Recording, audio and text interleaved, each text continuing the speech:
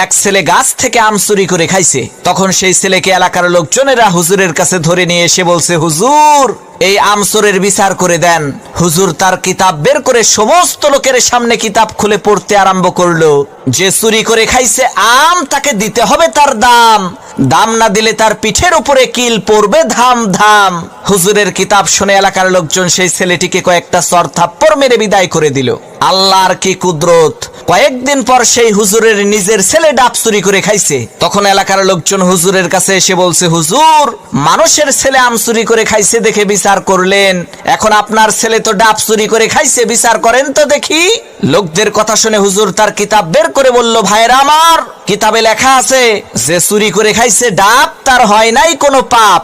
তখন এলাকার লোকজন বলল, হুজুর বুঝলাম ডাব খাইলে পাপ নাই, কিন্তু আপনার ছেলে তো একেবারে পাকা জোনা খাইছে।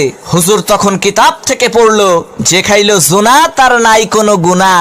এলাকার লোকজন বলল, হুজুর ডাব খাইলে পাপ নাই, জোনা খাইলে গুনাহ নাই মানলাম, কিন্তু আপনার ছেলে তো নারিকেল খাইছে। তখন হুজুর তার কিতাব থেকে পড়লো, যে নারিকেল খাইছে চুরি কইরা, তোমরা সবাই মুড়ি দাও তার হাত ধইরা, কারণ সে চুরি করে খাইছে নারিকেল, এর মানে একেবারে পরিষ্কার তার দেল।